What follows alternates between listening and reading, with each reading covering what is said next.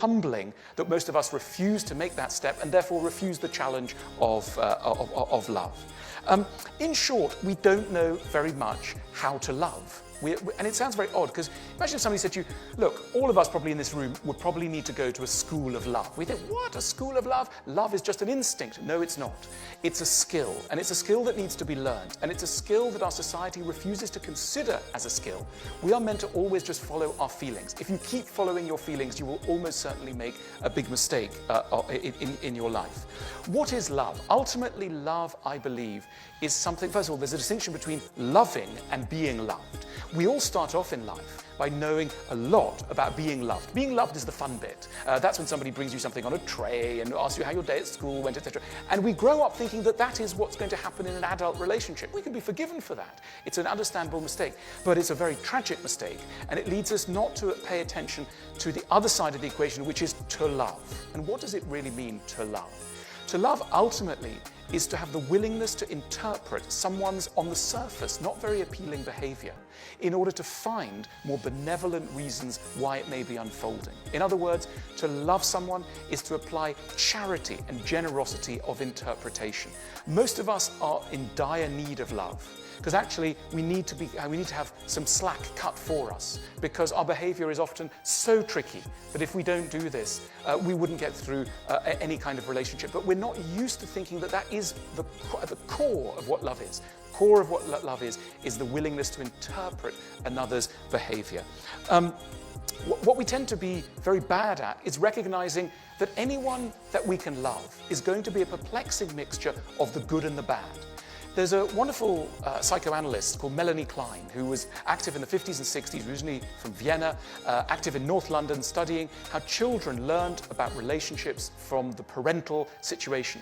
And she came up with a very fascinating analysis. She argued that when children are small, very small, they don't really realize that a parent is one character. They actually do what she calls split a parent into a good parent and a bad parent. And so this is when a baby is really an infant stage. So what you do is you split into the good mother and the bad mother. And it takes a long, long time. Melanie Klein thought it might be until you're 4, until you actually realize that the good and the bad mother are one person. And you become ambivalent. In other words, you become able to hate someone and really go off them, and at the same time also love them. And you're able not to run away from that situation. You're able to say, I love someone and hate them, and that's okay. And Melanie Klein thought this is an immense psychological achievement, when we can no longer merely divide people into absolutely brilliant, perfect, marvelous, and hateful, let me down, disappointed me. Everyone who we love is going to disappoint us. We start off with idealization, and we end up often with denigration. The person goes from being absolutely marvelous to being absolutely terrible.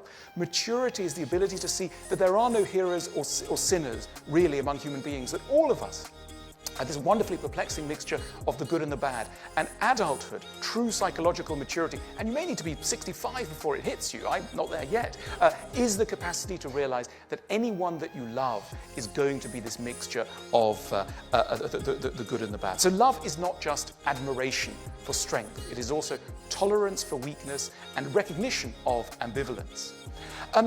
The reason why we're going to probably make some real mistakes when we choose our love partners, some of you in this room have made some stunning mistakes. Now, why is this?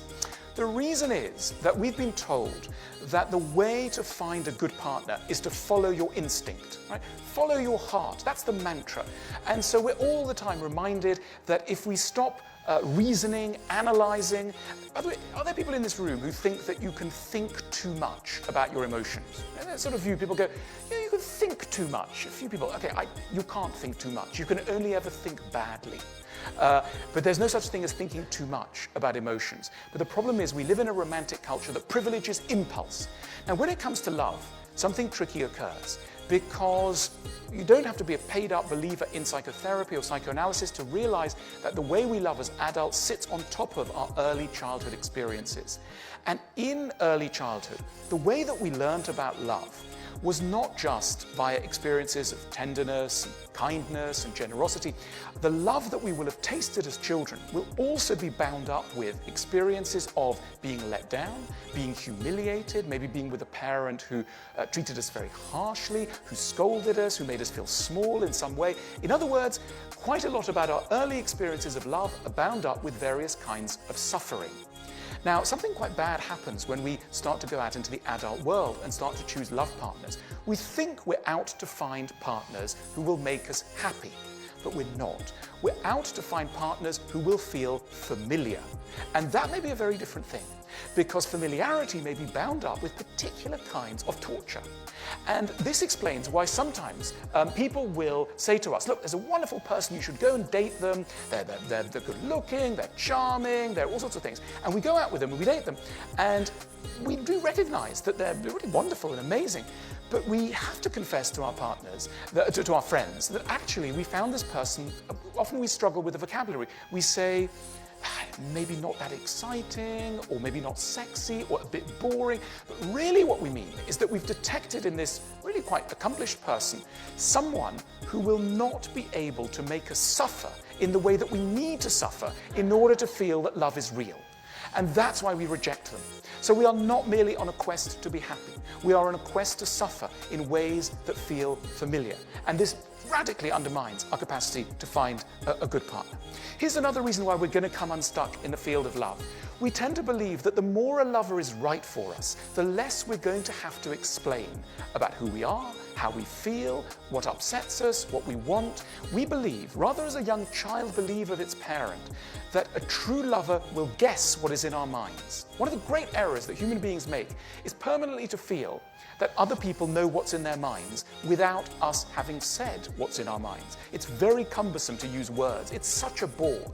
And when it comes to love, we have this deep desire that will simply be understood wordlessly. It's touching, it's a beautiful romantic idea, but it also leads to a catastrophic outbreak of sulking. Now, what is sulking? Sulking is an interesting phenomenon. We don't just sulk with anyone. We sulk with people who we feel should understand us, and yet for some reason have decided not to. And that's why we tend to reserve our sulks for people who we love and who we think love us. And they tell us something, they unwittingly will trigger a negative reaction in us, and we'll sulk. And they'll say, "What's wrong with you, darling?" And we'll say, "Nothing." And they'll say, "But come on, you're upset." And we'll go, "No, I'm not. I'm absolutely fine." And it's not true. And we'll go upstairs and we'll shut the door and we won't tell them what's wrong with us. And then they'll knock at the door and they'll say, "Please, just tell me." And we'll say no, because we want them to read our souls, because we expect that a true lover can understand what we feel and who we are without us speaking. This is a catastrophe for our capacity to form lasting relationships. If you do not explain, you can never be understood. The route to a good marriage and to good love is the ability to become a good teacher. Now, teaching sounds like a narrow profession. Those guys in tweed jackets and fusty with a chalkboard, etc. I'm not talking about that kind of teaching. All of us, whatever our job aspirations, whatever it is we do, have to become teachers. Now, teaching is merely the word that we give to the skill of getting an idea from one head into another in a way that is likely to be accepted. And most of us are appalling teachers. Most of us teach when we're tired, when we're frightened. What are we frightened of? We're frightened we've married an idiot. And because we're so frightened, we start screaming at them. "You've got to understand." And the thing is that unfortunately, by the time you've started to humiliate the person you want to understand something, lesson over. You will never get anyone to understand what you want them to understand so long as you make them feel small. In order to teach well, you need to be relaxed. You need to accept that maybe your partner won't understand. And also, you need a culture within a couple that two people are going to need to teach each other and therefore also learn from one another. And this brings me to the next reason why you're going to have a very unhappy relationship, probably. And that is because you probably believe that when somebody tries to tell you something about yourself that's a little ticklish and a little uncomfortable, they are attacking you. They're not. They're trying to make you into a better person. And we don't tend to believe that this has a role in love. We tend to believe that true love means accepting the whole of us. It doesn't. No one should accept the whole of us. We're appalling. Really want the whole of you accepted? No, that's not love. The full display of our characters, the full articulation of who we are, should not be something that we do in front of anyone that we care about. So what we need to do is to accept that the other person is going to want to educate us, and that it isn't a criticism. Criticism is merely the wrong word that we apply to a much nobler idea, which is to try and make us into better versions of ourselves. But we tend to reject this idea very strongly. Is there any hope? Of course there's hope. Look, I mentioned the word good enough. It's a phrase taken from a wonderful English psychoanalyst called Donald Winnicott. He had a lot of parents who would come to him and say things like, I'm so worried, I'm not a good parent, my child has this problem or that problem, etc. And he came up with a wonderful phrase. He said, you are most likely to be a good enough parent. And it's a relief from our otherwise punishing perfectionism. The good thing is that none of us are perfect, and therefore we don't need perfection. And the demand for perfection will lead you to only one thing: loneliness. You cannot have perfection and company. To be in company with another person is to be negotiating imperfection every day. Incompatibility. We are all incompatible. But it is the work of love to make us graciously accommodate each other and ourselves to each other's incompatibilities.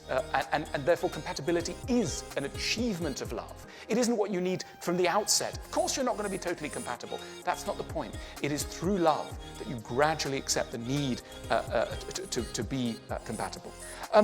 We probably can't change our types, right? So all of us many of us have got types who are going to cause us real problems. They may be too distant, they may be arrogant, they're going to torture us in some way. Now, friends casually say to us, chuck them, get out the relationship, etc., right? No, I don't, we're realists here at Google, and I'm giving you realistic advice. You're not going to manage to change your type. Let's get that for granted. What you can do, and this is a big achievement, is to change how you characteristically respond to your tricky type. Most of us have formed the way that we respond to tricky types in early childhood. So we had a distant parent, we've now chosen a distant lover. When we were very young, we responded to that distant parent by attention seeking. We rattled and banged, and now we're adults, we rattle and bang in our own way, and we think that's going to help. It doesn't. It creates a cycle that's going to be a vicious cycle that's not going to get us anywhere.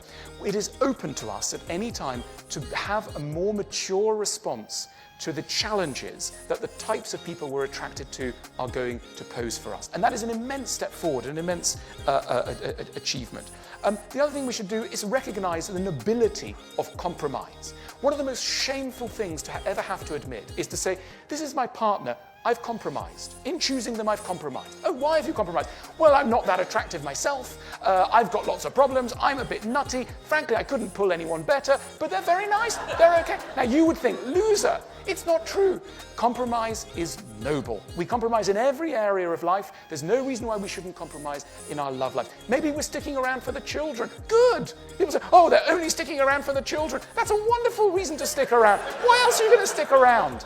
Okay, so let's look a bit more benevolently at the art of compromise. It's a massive achievement in love. I'm going to end with a quote from one of my favorite philosophers, Danish 19th century, very gloomy philosopher called Kierkegaard. And Kierkegaard, in his book Either Or, had a wonderful outburst where he basically said, of course you're going to marry the wrong person and make the wrong decisions in a whole row of areas. And the reason you're going to do this is that you're human. Therefore, do not berate yourself for doing what humans do. This is what he says. Marry and you will regret it. Don't marry, you will also regret it. Marry or don't marry, you will regret it either way. Laugh at the world's foolishness, you'll regret it. Weep over it, you'll regret that too. Laugh at the world's foolishness or weep over it, you will regret both. Hang yourself, you will regret it. Don't hang yourself, you will regret that too. Hang yourself or don't hang yourself, you will regret it either way. Whether you hang yourself or don't hang yourself, you will regret both. This, gentlemen, is the essence of all philosophy. Thank you very much.